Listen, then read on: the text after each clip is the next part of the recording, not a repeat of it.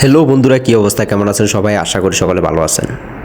তো আজকে যে বিষয়টা নিয়ে আপনাদের সাথে কথা বলবো সেটা হচ্ছে বর্তমানে আমাদের বাংলাদেশে সৌদি প্রিন্সকে নিয়ে যে ছবিটাতে জুতা নিক্ষেপ করা হয়েছে, যে বিষয়টা নিয়ে অনেকে গুজব ছড়াচ্ছে, যেটা হচ্ছে অনেকেই বলতেছেন যে সৌদি আরবের লোকজনকে ধরে ফাটাই দিতেছে, লোকজনকে অনেক হয়রানি করতেছে।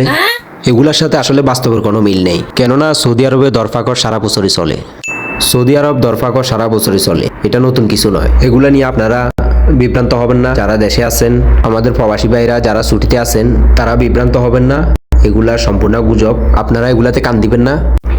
সৌদি আরবে আপনি যদি অবৈধ থাকেন তাহলে সবসময় এরকম সমস্যা হওয়া স্বাভাবিক, এটা অস্বাভাবিক কিছু না। আমি বলবো আপনাদেরকে, এটা নিয়ে আপনারা কোনো রকম গুজব ছড়াবেন না। এটা সৌদি আরব, এটা বাংলাদেশ না। ভাই, গ্রামের একটা প্রবাদ নিশ্চয় আপনারা সবাই শুনেছেন, আমার গরু ফাঁদ দিয়েছে কাউরে বলিস না। এরকম করতে করতে গরুর মালিক নিজেই পুরো গ্রামবাসীকে জানিয়ে দিয়েছে। আপনারাও কি গরুর মালিকের মতো পুরো সৌদি আরববাসীকে জানিয়ে দিবেন?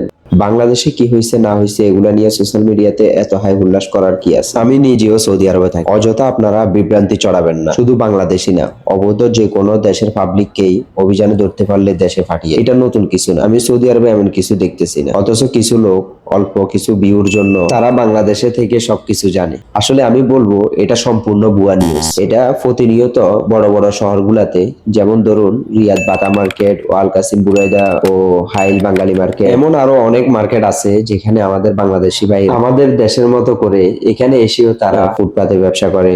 সেম কারওয়ান বাজারের মতো নিজে দেখতেছেন আপনারা ভিডিওতে, এগুলা সম্পূর্ণ নিষেধ। বাইরে আপনার দোকানের বাইরে যেগুলা নিয়ে বসেন, এই যে মাছ দোকান বলেন, ফুচকা বলেন, চটপটিওয়ালা বলেন, সবজির দোকান বলেন, এগুলো আসলে সম্পূর্ণ নিষেধ। বাংলাদেশি ভাইরা আসলে কি করে, এই দোকানগুলা নিয়ে বসে, ছোট ছোট স্টল গুলা নিয়ে বসে, এগুলা আসলে সম্পূর্ণ নিষেধ সৌদি আরবে। তো সেই জন্য এই দেশে দোকান ছাড়া বাইরে ব্যবসা করা সম্পূর্ণ নিষেধ।